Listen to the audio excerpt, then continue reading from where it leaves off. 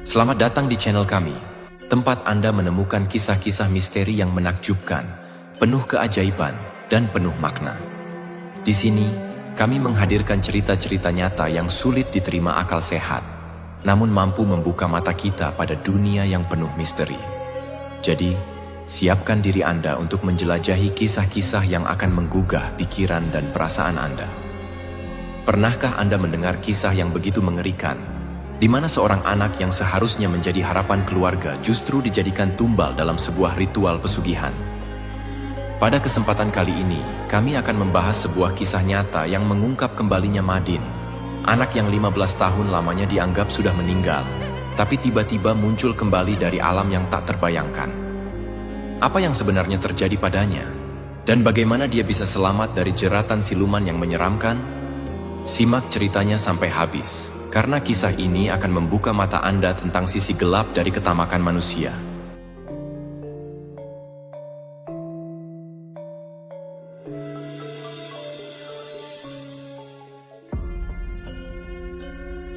Pada kesempatan kali ini, kami akan menghadirkan sebuah kisah nyata yang membahas kembalinya tumbal pesugihan. Sungguh ironis jika seorang anak yang merupakan permata hati dan tumpuan masa depan kedua orang tuanya harus diserahkan kepada iblis durjana. Semua dilakukan hanya demi ketamakan akan harta dunia. Anak yang seharusnya dijaga dan dibesarkan justru dipersembahkan kepada makhluk seperti iblis laknat. Berbicara mengenai fenomena pesugihan, ingatan kita tak lepas dari masalah nyawa dan tumbal. Jika ingin kaya mendadak, konon kita harus menukar secara timbal balik dengan setan yang dipuja itu. Setan memberi kita harta, dan kita pun harus memberikan sesuatu menurut keinginan si setan tersebut. Biasanya, inilah yang kemudian disebut sebagai tumbal. Tumbal itu biasanya berupa barang ataupun nyawa. Semuanya tergantung permintaan si iblis. Bahkan tak menutup kemungkinan nyawa si pelaku. Berikut beberapa nyawa keluarganya sekaligus. Memang mengerikan, tetapi demikianlah disinyalir banyak orang yang nekat melakukan kesesatan ini. Bicara tumbal, ada pengalaman luar biasa yang dialami oleh seorang lelaki dari daerah Bogor yang kini telah berusia 50 tahun, sebut saja bernama Madin. Menurut pengakuannya, selama 15 tahun dia hidup tersiksa di alam siluman babi karena ditumbalkan oleh kedua orang tuanya demi meraih kekayaan. Setelah 15 tahun, berkat kuasa ilahi, ia bisa pulang kembali ke keluarganya. Karena itu, terkuaklah aib kedua orang tuanya yang selama ini tak dia ketahui. Tentu saja kepulangannya itu menjadi pembicaraan seluruh kampungnya. Bahkan hingga saat ini pun, masih banyak yang takut bila harus dekat-dekat dengannya, dengan alasan dia pernah mati, atau banyak yang mengatakan dirinya adalah mayat hidup, bahkan tak terkecuali ibu kandungnya sendiri. Saat dia pulang, ayahnya ternyata telah meninggal. Ibu kandungnya itu sangat syok menerima kedatangan Madin yang baginya telah meninggal dunia. Menurut penuturan Madin, kisahnya yang tragis itu dimulai ketika dia masih berusia 15 tahun. Seperti biasa, setiap hari dia menggembalakan 4 ekor kambingnya di tepi hutan karet yang berbatasan langsung dengan sungai Cisadane, tak jauh dari kampungnya. Hal ini memang sudah menjadi pekerjaannya sehari-hari, mengingat orang tuanya sudah tak mampu menyekolahkannya lagi setamat SD karena kemiskinan keluarganya. Hanya 4 ekor kambing inilah satu-satunya yang dimiliki keluarga Madin. Ayahnya hanyalah seorang buruh serabutan yang harus menghidupi ibu serta 4 adiknya yang lain, termasuk dirinya. Hari itu, ketika matahari sudah mulai menuju peraduannya di ujung barat, angin sepoi yang datang dari lembah Cisadane hampir saja memejamkan mata Madin yang sedari tadi duduk di bawah sebatang pohon karet sambil mengawasi kambingnya dari jauh. Namun, rasa kantuknya dikejutkan oleh suara delman. Seseorang tiba-tiba saja telah berdiri tegak di sampingnya. Orang tersebut, dalam bahasa Sunda, mengenalkan dirinya dengan nama Pak Saman. Lelaki berpakaian ala pendekar ini membawa pesan yakni agar Madin bersedia ikut dengannya ke rumahnya atas perintah bapaknya sendiri. "Bapakmu sudah menunggumu di sana. Ia ada di rumah kami," ujar lelaki berkulit gelap tersebut. Seperti dihipnotis, Madin menurut saja. Bahkan dia lupa dengan kambing-kambingnya. Ketika tiba di tempat yang dituju, ternyata rumah orang tersebut sungguh sangat besar, seperti layaknya sebuah istana kecil. Namun begitu tiba di sana, Madin tak melihat ayahnya. "Oh, ternyata bapakmu sudah pulang, Nak. Katanya kamu disuruh menunggu di sini sampai bapakmu menjemput," kata lelaki itu sekembalinya dari sebuah ruangan. Madin bingung, dia mulai curiga. Karena bingung, dia mulai kasakusuk bertanya pada orang-orang yang bekerja di rumah itu, yang jumlahnya sangat banyak. Ya, sebuah rumah dengan puluhan bahkan ratusan pembantu adalah sesuatu yang sangat aneh. Tapi tetap tak ada jawaban, sebab orang-orang itu semuanya seperti bisu. Tiap kali ditanya, mereka hanya menggeleng dan memandang dengan hampa. Bahkan Madin melihat mereka hanya bekerja dan bekerja. Sehari, 2 hari, Madin dibiarkan tak mengerjakan apapun seperti orang-orang itu. Namun, menginjak seminggu, dia dikejutkan oleh suara yang menggelegar yang menghardiknya agar bekerja seperti yang lain. "Kamu di sini disuruh bekerja oleh bapakmu, bukan duduk santai dan melamun terus," bentak orang itu sembari menendang bokong Madin dengan kerasnya. Rasa sakit luar biasa akibat tendangan itu membuatnya sangat takut. Sedangkan orang yang beberapa waktu lalu menjemputnya, tak lagi menampakkan batang hidungnya. Akhirnya, lambat laun Madin mulai merasa bahwa dia telah ditipu orang yang mengaku bernama Pak Saman itu. Karena ketakutan yang teramat sangat, dengan berat hati dan cucuran air mata, Madin terpaksa bekerja keras di tempat itu seolah tanpa henti. Dikatakan tanpa henti sebab seolah tempat itu tak ada pergantian hari, siang maupun malam. Hari-hari kelam itu dia lewati dengan cucuran keringat. Ia berhenti semua bekerja, termasuk Madin di dalamnya, baru berhenti tatkala tiba saatnya makan. Malangnya, makan saja dijatah 2 kali sehari, pagi dan beberapa jam kemudian, entahlah siang atau sore, kami tak bisa membedakannya saat itu. Ketika ditanya apa saja yang dikerjakannya di tempat itu, Madin menjawab kerja apa saja, mulai dari membangun rumah, mencuci, dan masih banyak lagi termasuk membersihkan kandang babi. Banyak babi berkeliaran di tempat itu. Mereka seolah menjadi tuan bagi kami, kenangnya lagi. Kira-kira sebulan kemudian, Madin baru melihat jika di ruangan lain atau tempat lain ada pemandangan memilukan. Banyak anak-anak kecil, baik laki-laki maupun perempuan, sambil menangis mereka bekerja mengepel lantai. Bahkan anak-anak itu dibiarkan saling cakar-mencakar satu dengan yang lainnya sampai berdarah-darah. Mereka, anak-anak yang masih kecil itu, mengerjakan pekerjaan yang seharusnya dikerjakan oleh orang dewasa. Semoga Allah melaknati iblis terkutuk itu. Ingat Madin dengan mimik menegang menahan amarah akan kenangan yang sangat pahit dan menegangkan itu. Madin saat itu terus bekerja dan bekerja bersama puluhan orang lainnya dari segala umur. Tempat itu benar-benar seperti neraka bagi orang-orang yang belum tentu mengerti mengapa mereka bisa berada di sana. Mereka bekerja untuk siapa dan apa salah mereka sebenarnya. Berminggu, berbulan, dan hampir 6 bulan Madin bersama orang-orang malang itu terus bekerja. Sekalipun tak pernah mendapatkan makan enak, apalagi digaji.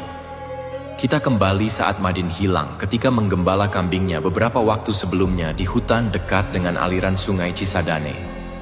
Ketika itu, berita tak pulangnya Madin ke rumah bersama kambing-kambing gembalanya menjadi kegemparan seluruh warga desa. Kedua orang tua Madin pun ikut panik dan menangis demi mengetahui Madin tak pulang hingga larut malam. Setelah disepakati oleh beberapa pemuka desa, akhirnya rombongan sesepuh desa dibantu beberapa pemuda mencari Madin di tempat biasa dia menggembalakan ternaknya. Memang tak begitu sulit menemukan tempat itu, tapi para penduduk tidak menemukan Madin. Hanya 4 ekor kambingnya saja yang ada di tempat itu. Setelah dijelajahi areal hutan di sekitar tempat itu, nyatanya para penduduk tak menemukan juga jejak Madin. Akhirnya mereka pulang dengan hanya membawa 4 ekor kambing saja. Sesampai di rumah, kedua orang tua Madin hanya mampu menangis dan tak bisa berbuat apa-apa. Namun belakangan diketahui kalau Madin sesungguhnya anak angkat kedua orang tua itu. Dulu mereka tak punya anak sehingga Madin diangkat sebagai anak. Setelah mengangkat Madin sebagai anak, barulah ibu Madin mengandung ketiga anaknya yang lain. Baru keesokan harinya, seorang penderes getah karet mengabarkan penemuan seorang mayat di semak-semak di tengah hutan dengan penuh luka. Mayat itu tak lain adalah Madin. Para penduduk mengira dan diperkuat oleh analisa dokter bahwa Madin tewas karena diserang binatang buas. Hal itu ditandai dengan beberapa luka gigitan binatang dan beberapa helai bulu babi hutan yang masih menempel di kaosnya. Berita kematian Madin makin membuat gempar desa, bahkan ibunya beberapa kali jatuh pingsan. Entah pura-pura pingsan atau memang dia menyesal karena telah melakukan semua itu demi kekayaan. Yang pasti, saat itu juga jenazah Madin langsung dikuburkan. Selama waktu berjalan, kematian Madin sedikit demi sedikit mulai hilang dari ingatan seluruh warga desa. Setelah 15 tahun sejak kematian Madin, warga desa pun benar-benar lupa dengan kisah tragis seorang anak rajin itu.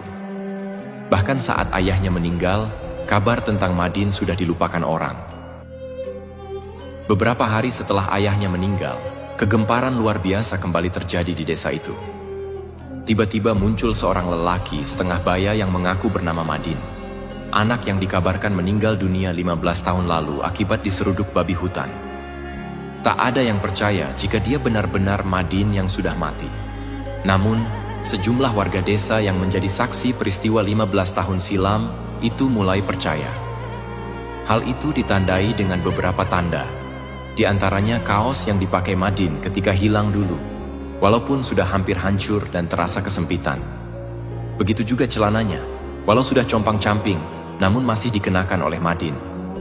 Akhirnya, sebagian penduduk percaya jika itu benar-benar Madin.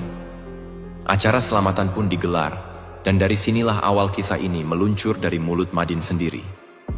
Walau begitu, tak sedikit pula orang yang takut berdekatan dengan Madin, yang dibilang mayat hidup.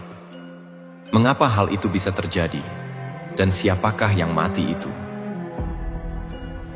Saat Madin masih berada di alam siluman babi, yang menurutnya hanya 6 bulan itu, padahal yang sesungguhnya sudah selama 15 tahun, tiba-tiba ada kegaduhan di istana babi. Rumah besar di istana itu tiba-tiba bergetar hebat seperti gempa. Orang-orang berlarian menyelamatkan diri, termasuk Madin. Dalam pelariannya di antara guncangan tanah, telinganya mendengar sebuah lagu yang pernah didengarnya walau dia sudah sangat lupa.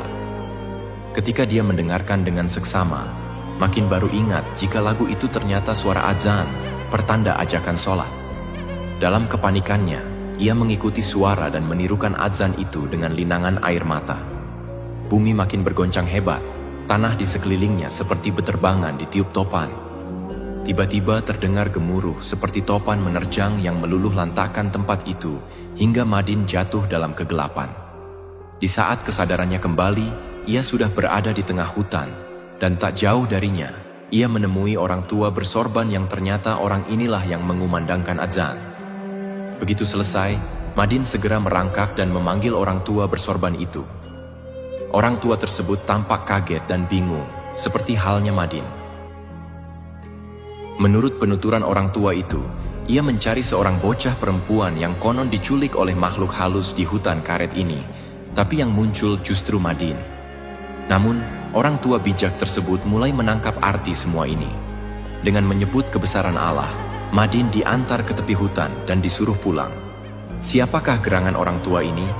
Ternyata orang tua tersebut adalah Haji Sapri, warga desa jauh yang dimintai tolong oleh keluarga bocah perempuan yang hilang itu untuk menemukan putrinya yang hilang secara misterius. Dengan kelebihan yang dimiliki serta karomah yang ada pada Haji Sapri, dia memastikan jika bocah perempuan itu hilang di sekitar tempat ini. Maka di tempat munculnya Madin, yakin di tengah hutan karet inilah, Haji Sapri berdoa serta mengumandangkan azan.